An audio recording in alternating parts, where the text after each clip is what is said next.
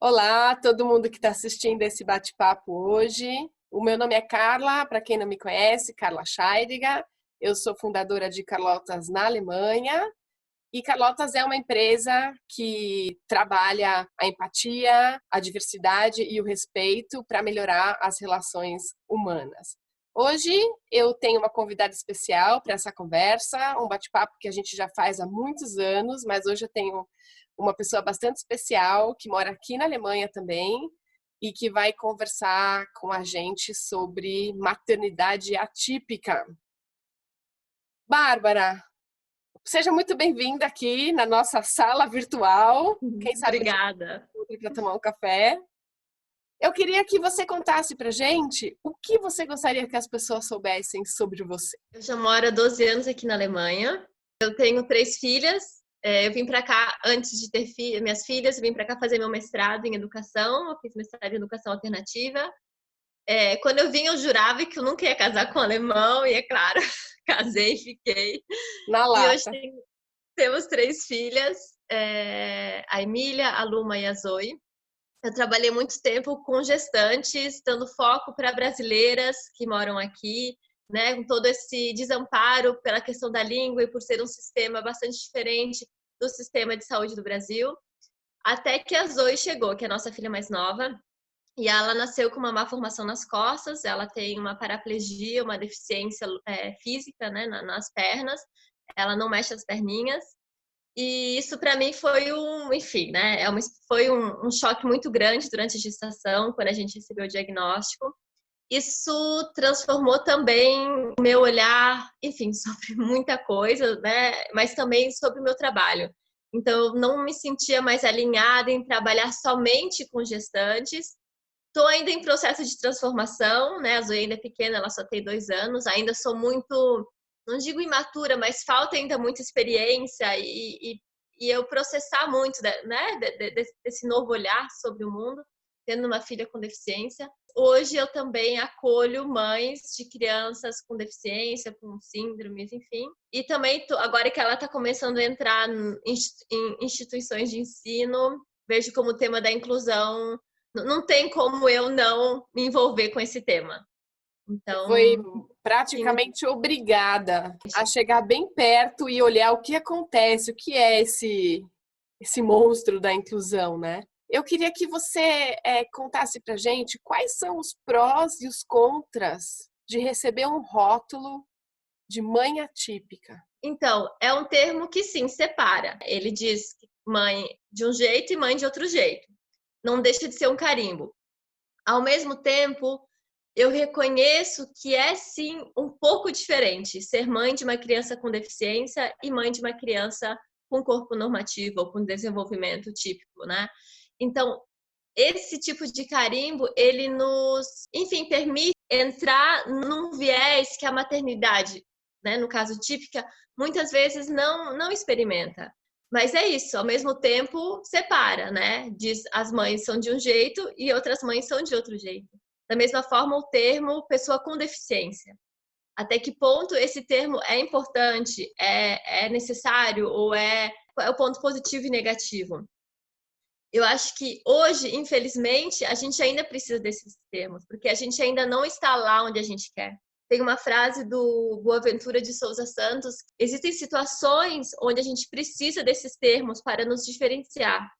Quando as nossas diferenças nos tornam menos, digamos assim, né? Ou as nossas diferenças nos impedem de participar 100% ou dentro da nossa capacidade de determinados contextos, a gente precisa dessa diferenciação.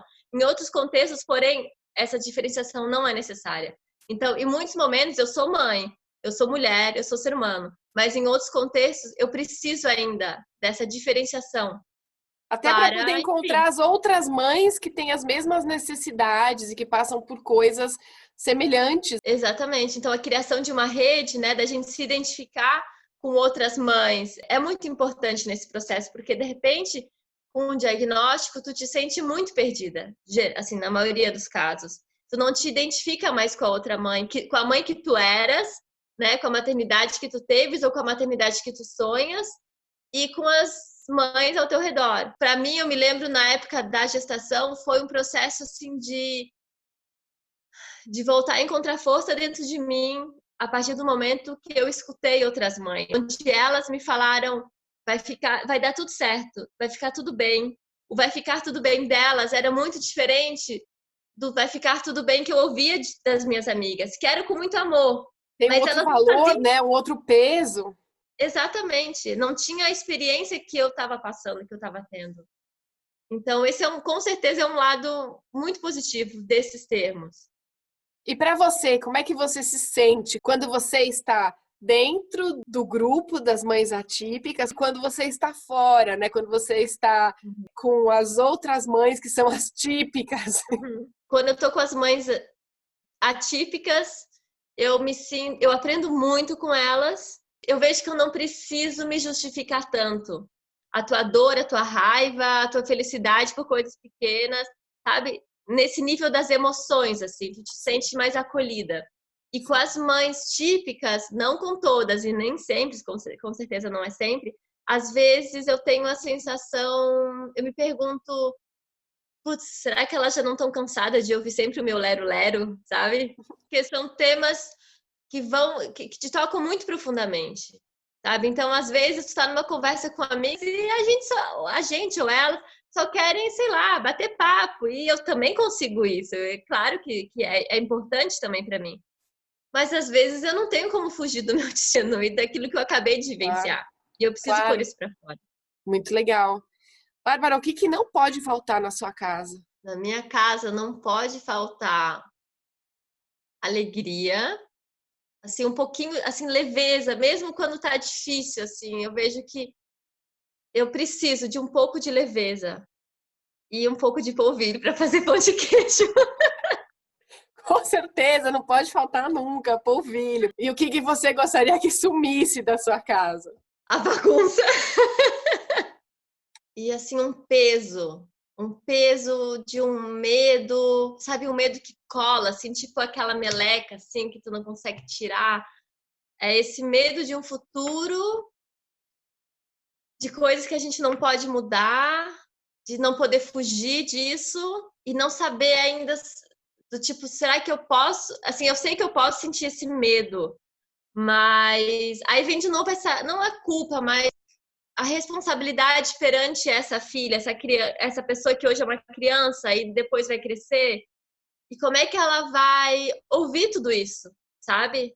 Porque ela não é um peso na minha vida, mas o peso geralmente são as condições como a gente vive hoje, que tornam a deficiência dela então difícil, não ela. Ao mesmo tempo, o medo de operações, que isso é algo que vai estar muito presente na nossa vida. Como é que as suas outras filhas convivem com isso?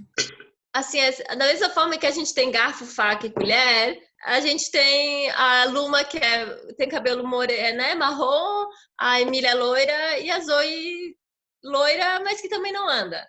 Não é que a deficiência é escondida ou não é percebida, ela é percebida, sim, várias vezes por dia, mas em nenhum momento eu vi isso como um peso para elas. Eu acho que elas até são pequenas ainda para realmente processar tudo isso. Então, a Emília, que é a mais velha, eu vejo que ela, nossa, o quanto ela ama a Zoe, como ela acolhe, como ela ajuda, como ela... É lindo de ver, assim, sabe? A ligação entre as duas. A Luma já é mais rebeldinha, eu não sei se é pela idade que está passando, tá? Os dentes estão balançando, né? Aqui na Alemanha se diz, né? Os dentes É, balançam, a é. alma balança. Mas, por exemplo, quando a Zoe às vezes está no chão, ou principalmente quando ela era menorzinha, que ela ainda não tinha uma cadeira de roda. Quando a Zoe engatinha, engatinha não, ela se arrasta pelo chão, ela não consegue engatinhar. Se ela muda de direção, as pernas ficam abertas, ela faz um espagate assim de todos os lados. E a gente costuma, por uma questão mais de estética, digamos assim, né? Quando tu olha, a gente costuma fechar a perninha dela. Uhum. Para a saúde dela, não tem problema nenhum. E eu me lembro de muitas situações onde a Luma tá brincando, tá passando por ali e vai lá e fecha a perna da Zoe, assim, sabe? Não é que eu falo, ela vai lá e faz. Enfim, teve uma vez a gente brigando numa discussão aqui com a Luma, ela brava e de repente vai lá e fecha a perna da Zoe e continua a briga com a gente. Super antenada, super Demais. atenta, né, a tudo que está acontecendo ali. Sim. Você acha que elas já perceberam em algum momento a questão da inclusão? Num parquinho que de Ah, repente a pequena não possa ir, porque, sei lá, não sim. sei, não tem nenhum brinquedo onde a cadeira de rodas possa subir. Você acha que as próprias crianças já perceberam isso? A Emília já. A Luma ainda não, e eu até acho bom, né? A Luma só tem 5 anos, mas eu me lembro, a gente uma vez foi visitar minha cunhada em outra cidade, e depois a gente foi no parquinho. E a Uhum, Zoe, geralmente, ela só usa cadeira de rodas dentro de casa, que é uma cadeira que não tem o aro externo para segurar, ela tem que botar a mão em cima da roda. Então, se tu uhum, tá na cidade, ela fica com a mão super suja da sim. sujeira que vai na roda. Mas nesse dia, como o parquinho era perto, eu pensei, vamos deixar ela ali com a cadeira de rodas e, enfim, para ela até exercitar a autonomia e tudo mais. E a minha cunhada já estava lá embaixo no parquinho, era um parquinho assim numa descida. E aí eu perguntei: tem como a gente descer por aí ou eu preciso levar ela no colo, né? Aí a minha cunhada falou: é que tem uma escada e tem uma rampa aqui do lado. As 8 tem como descer pela rampa. E a Emília, mais velha, já estava lá embaixo, ela olhou para aquela rampa e falou: Nossa, mas essa rampa é impossível uma pessoa descer com uma cadeira de rodas, é uma rampa tão íngreme. Era uma hiper rampa, assim. Era, assim, absurdo. E ela falou assim: essa pessoa que construiu essa rampa, ela com certeza nunca andou de cadeira de rodas.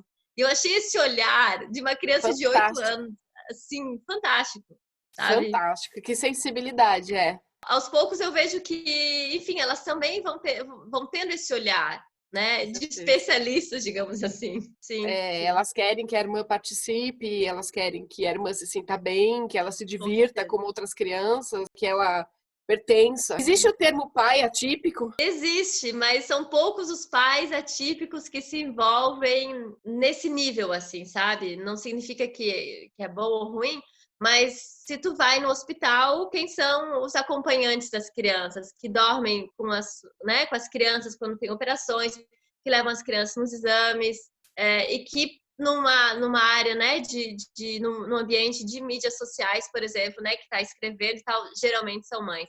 Eu acho muito legal isso das mães atípicas se agruparem, trocar ideia, né? A partir do momento que você leva para fora, muitas coisas se tornam conscientes e você consegue entender e lidar melhor com as situações. Como que você acha que os homens fazem para lidar com tudo isso? Assim, eu acho que é muito individual, de homem para homem, de mulher para mulher, de relação para relação, de cultura para cultura também. Também. Então, isso de se expor, né, meu marido é alemão, ele para, né, se generalizando total, para o alemão, ele é bem abrasileirado, mas ainda assim ele não gosta muito ou ele não está ativo nesse processo de se expor, de escrever e tal. É mais ele no casulinho dele, assim. Então, eu vejo ali duas questões. Uma é isso, nós mulheres, de novo, estou generalizando demais. A gente é mais de pôr para fora, de buscar nossa rede, né, de ir atrás. E o homem, como a forma como eles, a maioria, né, lida com as emoções é mais eu sozinho. Então, se tu tá numa crise, tu vai ligar para tua amiga, para tua mãe, para alguém. E os homens geralmente Socializar a crise, né? exatamente. E os homens, às vezes, não estão acostumados, talvez, a fazer isso dessa forma, assim, para fora. Ao mesmo tempo, como aí já é um outro assunto que eu adoro, é a forma como as famílias se estruturam financeiramente, né? Então, o care work, né, o trabalho de cuidar, geralmente é feito por mulheres, na maioria dos casos, é um trabalho por mulher Historicamente, paga. né? Se for olhar a evolução do ser humano, é isso, né? As É mulheres isso. cuidam, os homens iam caçar, e as Exatamente. mulheres se desenvolveram socialmente também mais nesse Exatamente. sentido. Então é isso, assim. Então a gente. Mas não significa que nós não trabalhamos também, né? No sentido de um trabalho remunerado. Conta pra gente qual que é um sentimento que tá muito presente aí dentro de você. Eu vou nomear a vulnerabilidade. É isso, né? Como eu falei das minhas conversas com as minhas amigas. Eu não consigo mais só falar, ai, que vida boa, ou briguei com meu marido. É num nível tão profundo de dor, às vezes, sabe?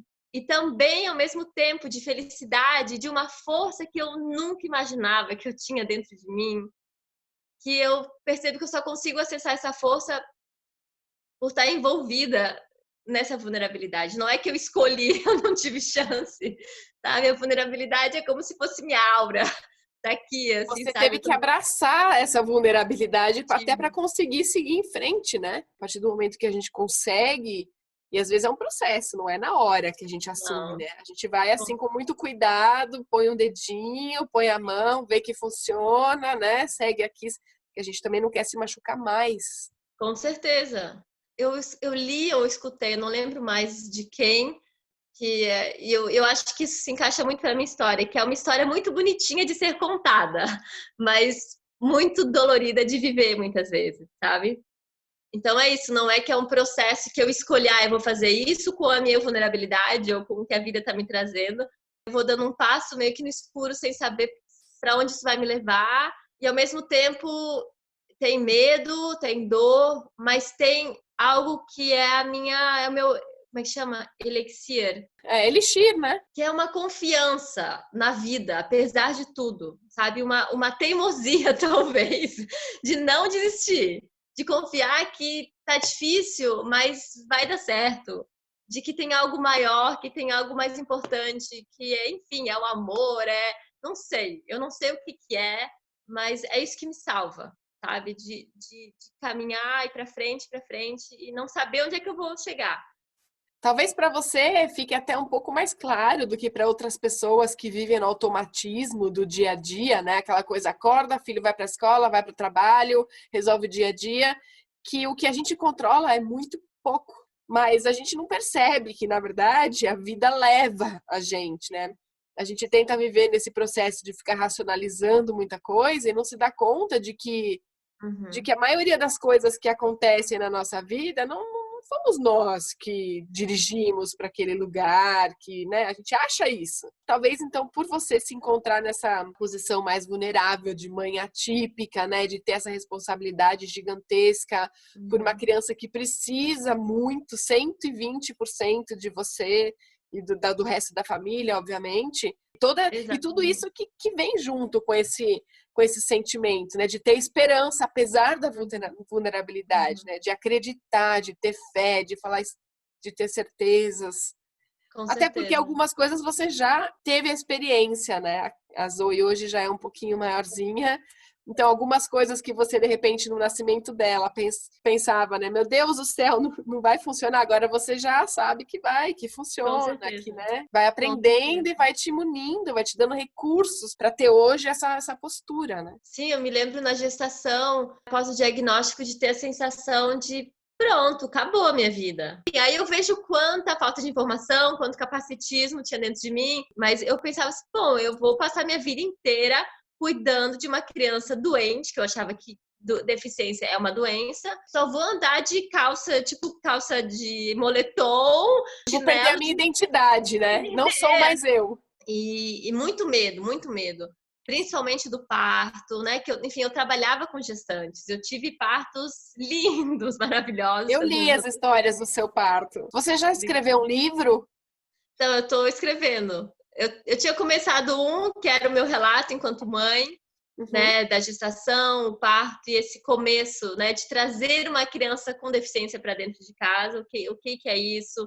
Tornar isso teu, assim. Que foi, sim, um processo bastante intenso. Uma coisa é, beleza, eu pari e estamos lá no hospital, assim, 100% atentos e acordados e numa adrenalina, né, para que aquilo não caia. E Uhum. de repente tu chega em casa e aí é quando tudo cai, assim. Só que aí nessa escrita e nos meus processos eu percebi, eu me recordei, na verdade, que durante a gestação eu não tinha nenhum livro, nenhuma referência para, enfim, gestantes de bebês com deficiência, né? Ou maternidade atípica já na gestação.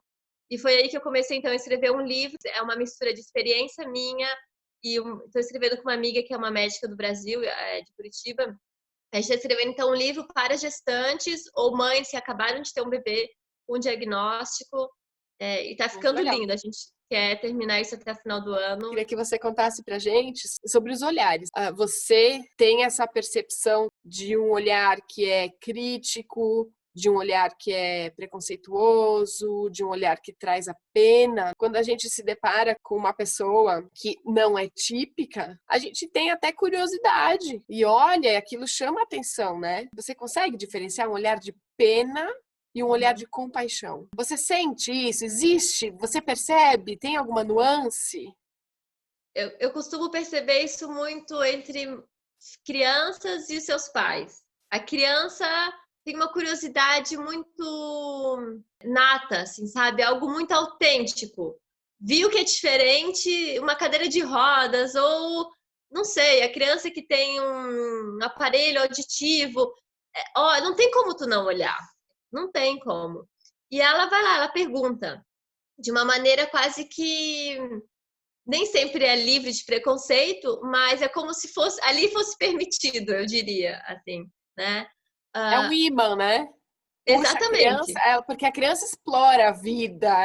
A criança, na exatamente, verdade, tem essa liberdade, coisa que nós adultos às vezes não temos, né? sim, Às vezes o sim, próprio pai já fala, não vai perguntar. exatamente. Não olha, não olha que é Não feio, olha. vem pra cá. Então, e os adultos, então assim, eu costumo dizer, de maneira geral também, que no Brasil, ou com brasileiros, eu me confronto muito mais com esse olhar de pena. Coitada, tadinha. Eu vou fazer uma novena para ver se ela se cura. Sabe, assim, é algo. Eu identifico muito assim com cristianismo paternalista, sabe? Nesse sentido. E aqui na Alemanha eu identifico mais uma indiferença. A pessoa melhor não olhar, né? Então, cada um na sua e tem um lado bom disso, né? Que tu não vai ser confrontado constantemente com esses olhares, ao mesmo tempo que tu não é ninguém. Então, eu tive já algumas situações onde foi difícil. É difícil de eu taxar essas experiências desse jeito, mas com a repetição, tu começa a perceber que tem algo ali, Sim, sim. sabe? Então, se eu estivesse só com as minhas outras duas filhas mais velhas, teria tido uma interação com outras pessoas, né, em determinadas situações. Aí tá a Zoe com a cadeira de rodas, a pessoa, eles não sabem o que fazer, então é melhor não olhar. Então, por um lado é bom, me deixa quieta na minha bolha, se eu não Sim, quero conversar, né? Em sim. outros momentos, enfim, tu Então some. você consegue sentir, perceber, é muito individual essa pergunta mesmo, né? Não existe uma resposta que sirva para Não, você e para todo mundo, mas você consegue sentir, perceber um olhar de indiferença e um olhar de respeito. Tô fazendo essa pergunta justamente para que a gente aprenda, né? Porque aí eu vejo você lá com a tua pequena, toda animada, com a cadeirinha de rodas, e eu encontro com você, aí eu vou olhar. sim, Como é que eu lido com essa sim, situação? Porque sim. é o que você acabou de falar, a criança é curiosa, ela tem a liberdade de perguntar, Uhum, né? E o adulto não, mas o adulto também se depara com essa situação. sim. E também Uhum, continua com a curiosidade, porque é inerente ao ser humano isso, né? O que claro. você espera, assim, das pessoas para elas não te olharem com pena? Uhum. O olhar é aceito? Eu, eu diria, para mim, o olhar é aceito, hoje, como eu lido com a situação. As perguntas, eu acho que existem perguntas que são aceitas e perguntas que não são tão legais. Por Exato, exemplo, se a pessoa, sei lá, eu tô no trem ou eu tô no parquinho e a pessoa olha para minha filha e olha para mim e pergunta o que que ela tem, eu vou falar tipo, cara, o que que tu tem? Assim, sabe? A gente não tem intimidade nenhuma. Então a pessoa viu ali a deficiência, não viu a criança. exato. Então, numa interação, eu gosto muito não sei se tu conhece, é um alemão, Raoul Krauthausen. E ele fala assim, tem algum momento de interação de uma pessoa com deficiência e uma sem, que tal perguntar, por exemplo, qual é teu sorvete favorito? Ou, poxa, que tênis legal que tu tem, sabe? Não sei, sabe? Como é que foi hoje na escola? Alguma pergunta que, onde tu reconheça o ser humano, a pessoa, Sim, a criança. E depois tu pode perguntar, sabe? sim. Porque isso às vezes isso cansa só esse tipo de pergunta. E Sim, aí eu a acho que a gente criança percebe também, ela escuta, né? E ela também exatamente, vai se colocando numa caixinha. exatamente. Talvez, né? Ah, o adulto perguntou para minha mãe o que que ela tem. Mas o que que eu Uhum. tenho? O que que eu E tenho, né? nunca pergunto sobre minhas irmãs. O que que minhas irmãs têm? Minhas irmãs são. Ninguém quer saber delas. Então, por um lado, né? Beleza, eu sou o foco das atenções, mas em que contexto? Ou com qual roupagem? A questão da inclusão é muito ampla, né? Porque existem, enfim, existem várias questões, vários desafios. Por exemplo, a inclusão na escola. O que que você vê que traz de positivo incluir e misturar tudo. O que você vê de não tão positivo assim? Eu sou a favor, muito a favor da inclusão. E muito positivo, eu acho, tanto as crianças com deficiência têm o direito a um espaço numa escola convencional, com crianças sem deficiência, da mesma forma que crianças sem deficiência têm o direito de conviver com crianças com deficiência. Entende? Então, não é só a criança com deficiência Excelente que ponto, excelente. precisa receber da sociedade, porque elas estão na falta, mas o confronto, o contato, a relação construída a partir de anos, né, que as crianças sem deficiência podem ganhar, né, do contato com as crianças com deficiência é gigantesco, no nível emocional, no nível social, no nível humano. Sabe? Até para quebrar essa terminologia toda de atípico, né?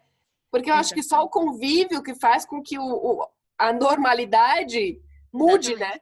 Exatamente. Porque o normal é estar todo mundo junto, um aprendendo com o outro. A gente olha para a pessoa na cadeira de rodas porque a gente não cresceu com isso, a gente não sabe lidar com isso. Exatamente. Agora, quem já conhece, tipo, é uma pessoa, é uma criança, e da mesma forma que um é grande, outro é pequeno, um é gordo, outro é magro, um está na cadeira de rodas e o outro usa muleta ou anda. Então, fazer da escola esse caldeirão de diversidade é o que eu imagino que vocês do Carlotas também sonham para a sociedade, né? Com certeza, com certeza. É um ganho gigantesco de bagagem informativa, emocional. Eu acho que o que breca a inclusão são as expectativas de muitas famílias em relação à produtividade. Sim. Então, eu imagino, não sei, que muitos... A gente escuta isso também, né? Que muitos pais pensam assim, putz, mas vai ficar parando a aula para arrumar a cadeira, umas coisas assim que entra depois no piloto automático e ninguém nem percebe, mas sim, vai ter um lugar para a cadeira de rodas estar ali. Sim, vai ter uma máquina para a pessoa com deficiência visual escutar e escrever. Vai fazer tec, tec, tec, tec, tec, até alguém desenvolver uma máquina que não faz tec, tec, tec, tec, tec. Mas se essa pessoa não for vista em sua necessidade, se essa pessoa não for reconhecida pela sociedade, né, nunca vão ser desenvolvidas essas coisas para melhorar a qualidade de vida delas. Então, eu acho que existe, assim, uma dificuldade de muitas pessoas realmente em se aproximar do diferente, né? Porque o diferente às vezes assusta, as pessoas não sabem lidar com o diferente. E por isso que é tão importante se aproximar do diferente. Para que aquilo faça parte. O diferente está em todo mundo, né? Sim. E algumas pessoas têm umas necessidades que não são tão conhecidas e outras têm outras. Claro. Então, por exemplo, aqui na escola das minhas filhas, né, que é Escola e Jardim Juntos, é uma associação, a gente começou com um grupo de pais e professores, com um grupo temático de inclusão, e algumas pessoas vão então focar na questão pedagógica e outra parte do grupo vai focar no trabalho com os pais. Pais típicos, pais que a princípio não têm nenhum contato ou, né, não têm filhos com deficiência ou com legasthenia ou qualquer tipo de dificuldade na aprendizagem, qualquer nível que seja, porque a gente quer aproximar as pessoas desse tema e sensibilizar. Para mim vai muito na questão da sensibilização. A gente ainda está no nível de ter que justificar o direito a essa vaga na escola. Sim, com certeza. E quando eu comecei a estudar sobre o tema, eu vi que é a mesma dinâmica que existia há mais ou menos 100 anos. Quando alguns pedagogos mais revolucionários começaram a falar, a gente tem que juntar menino e menina na escola. E eles falaram, meu Deus, mas como assim? Isso é muito caro? A gente vai ter que ter 2 tipos de banheiro? Sim, vai custar caro, mas vai valer a pena. Os padrões que, na verdade, às vezes eles reduzem as possibilidades, né? Exatamente. E coisas que hoje pra gente é estranho, eu sonho para que daqui a alguns anos, não muitos, espero eu, isso se torne óbvio e normal. Você tem hoje essa missão de contribuir para que isso aconteça. Sim. E realmente sensibilizar pessoas que não conheçam esses problemas, mas que possam, de certa forma, influenciar, tomando decisões. São pessoas na política, são pessoas que possam realmente lutar. E esse tema é um tema bastante grande. Então, por exemplo, eu me candidatei para uma vaga no Instituto de Proteção à Criança que tem aqui perto da minha cidade, Kinderschutzbund, e eles abriram um projeto sobre inclusão. A gente decidiu que eu vou participar do projeto de uma forma meio que extra, oferecendo uma monitoria mais, não como funcionária deles, digamos assim. E eu tive uma conversa, então, por telefone com uma das chefes, né? Onde ela, então, me falou se eu ia ser contratada ou não. Assim, a conversa foi super bacana, mas o final não foi tão legal. E aí, o que foi interessante. Eles não têm nenhuma experiência com inclusão, estão começando agora. E aí ela falou, então, senhora Zimmermann, quem sabe, né, melhor é a senhora esperar um pouco. A sua filha ainda é muito pequena. Eu tenho filhos também. E aí, Ela queria consolar você por algum... Exatamente. E, né, eu falei que a Zoe vai ser operada em novembro, que seria melhor para mim se eu pudesse começar mais no final do ano. Ela falou assim, então quem sabe a gente vê mais para o final do ano algum projeto, porque aí a Zoe já foi operada e aí você vai poder ter mais flexibilidade. Eu falei, olha, eu te entendo, mas eu vejo isso de outra forma, porque eu vou sempre precisar de flexibilidade. A minha filha vai ter X operações pela frente. E se a gente for ver estatisticamente, a inclusão de mães atípicas no mercado de trabalho, a situação é vergonhosa, porque a gente precisa de outra estrutura de trabalho. E aí ela ficou surpresa por eu ter falado isso. Eu falei assim, nossa, me desculpa, é verdade, eu não sabia. Então são muitos os âmbitos que esse tema leva, para nós mães, para as crianças, para os adultos. Mas essa conversa que você teve, por mais frustrante que tenha sido o resultado dela, com certeza deixou uma pulguinha atrás da orelha dessa mulher, sabe? Com certeza. Tipo, foi um passinho e eu certeza. acho que você deve dar vários desses passinhos, né, ao longo da sua vida. Às vezes eles devem até cansar um pouco, falar, putz, de novo, né? Como é que a gente toca em assuntos que são, entre aspas, desconfortáveis, porque aprender é sair da zona de conforto. Para que outras pessoas, né, que não tenham nenhuma associação com determinados temas, possam abrir os olhos e começar a pensar neles. É que muita gente fala, não, no dia que eu tiver esse problema, eu vou pensar nisso. Só que a pessoa não pensando nisso, ela interfere na tua vida. Com certeza. Porque ela cria bloqueios para que você possa gerar mais, né, condições para tua filha. E aí a gente fala de privilégios, né? Com certeza. Né? Exatamente. Porque tudo Privilégios, bem, poder. não tem nada a ver comigo, mas eu tenho um restaurante e para entrar no meu restaurante tem 3 degraus. Exatamente. Ou eu não contrato nenhuma pessoa com deficiência. Ou eu sou professora, ou enfim, em muitos e muitos anos a gente continua na nossa bolha. O que você diria para as pessoas que não vivem na sua pele? Como é que elas podem se tornar conscientes dos seus privilégios, né? É muito difícil falar isso de uma maneira tão, né, que é algo muito grande falar de privilégios. Então, por exemplo, todas as propagandas que a gente vê, todas as referências de corpo são de corpos normativos, corpos, né? Mulheres brancas, geralmente, que são mães, mulheres que andam, que enxergam, que escutam, que falam a língua do país onde estão vivendo. Quando a gente começa a reconhecer que isso nem sempre é assim e que está tudo bem nem sempre ser assim, a gente começa enfim, a olhar para o diferente de outra forma. Ao mesmo tempo, não, né, volto naquilo que eu comecei a falar, não tem como isso ser tão abstrato. A gente tem que partir para as relações, para o contato real. Eu sempre falo assim, a gente se perguntar, quem é que eu convido para a festinha de aniversário da minha filha? Quem são os amiguinhos dela? Quem são as minhas amigas? Qual é a cor da pele das minhas amigas? Qual a língua que elas falam? Qual a nacionalidade delas? Como é que é o corpo dela? Né? Assim, tem deficiência? Não tem? Onde é que eu trabalho? Como é que é esse ambiente? Quão diverso é esse ambiente? Então, se ver ativa nesse processo de criar outras relações. Daí a pessoa fala, mas poxa, mas eu não tenho nenhuma pessoa com deficiência no meu círculo de convivência. Como é que eu vou criar isso artificialmente, digamos assim? É isso, assim, é ir atrás. Talvez não sempre frequentar o mesmo lugar, não só ir no mesmo shopping, né? Tipo Brasil. É mudar fazer outra curva, outra rota.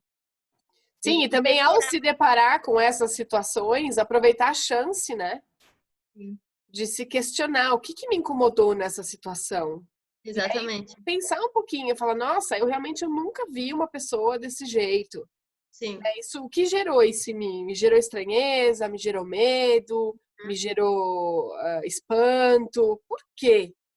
E eu acho isso muito interessante que tu fala da gente se perguntar mais do que perguntar lá fora, né? De perguntar o que que ela tem. Tipo, por que que eu quero saber o que que ela tem? O que que isso causa dentro de mim? Então, não tem problema em perguntar o que que ela tem, mas se essa pergunta é só nessa direção, eu pergunto para outro, eu pergunto para outro, eu nunca pergunto para mim, aí eu vejo que tem algo a ser ajustado. Porque ao mesmo tempo que eu, Bárbara, eu me disponho a falar sobre o tema, a expor a minha vida, a minha família, tem um nível que isso cansa. Porque é isso, assim, o corpo da minha filha é sempre tema. Senão eu também não estaria aqui. Eu não estaria Sim, usando esse termo mãe atípica, com né? Então, eu certeza. também me aproprio disso. Isso tem um limite para ela também, em respeito a ela. Onde ela fala, tipo, não enche o saco. Eu quero simplesmente ser uma pessoa que tem sonhos, que tem frustrações, e não é só meu corpo. Sim, Entende? sim. Bárbara, muito Te obrigada. Um agradeço. beijo para você, uma boa Também te semana agradeço. e Para ti até qualquer também. hora. Até. Tchau. Tchau, Carla.